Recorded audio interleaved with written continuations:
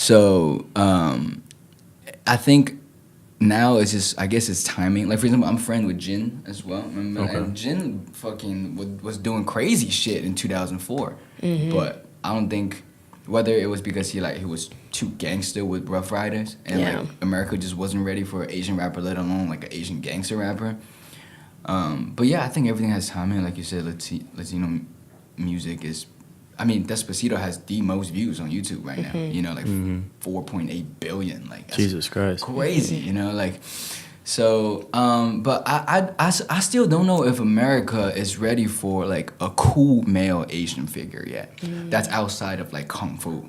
You know, like for example, like Rich Brian, right? Rich Sugar, he's still like someone we can kind of like laugh at instead of laugh with. It's like, oh, he's funny cat, you know, like. But like, when are they gonna be ready for like an alpha male like Asian figure? Is still up in the air, like, to me. Yeah. You know?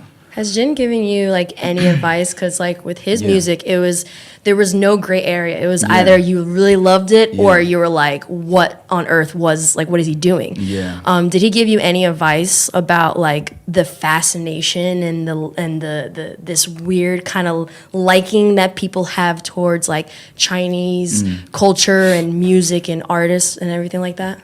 Jim was always mad humble when we like would get together and talk, and he never openly gave me any advice in that sense. But he would tell me stories about his own career, and it would be very obvious, like the lessons that I'm supposed to take from it. For example, he's saying he came at the first deal that was offered to him after he blew up off like the Freestyle Fridays, and X came with him with the record, and he was like, "Yo, I'm signing it right now."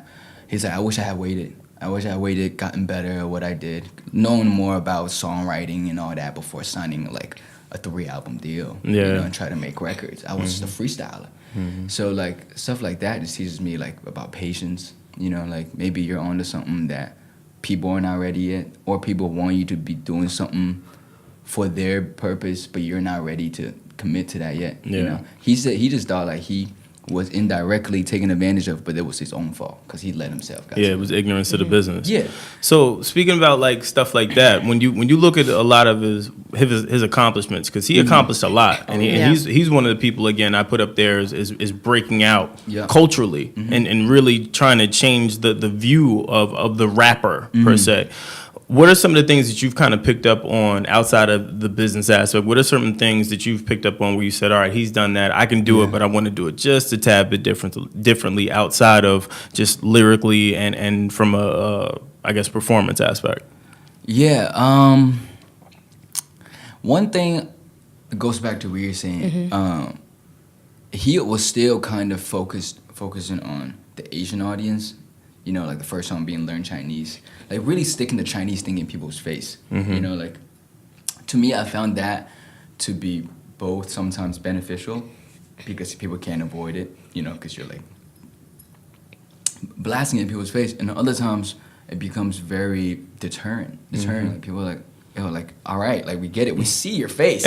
You know, you don't have to keep talking about it. You know what I'm saying? Like, so, and then another thing, I think the reason we all talk about Jin still is because he was actually nice with it. Yeah. That's what I'm saying. So another thing I learned from him outside of the business, regarding outside business, was just like be good at your shit.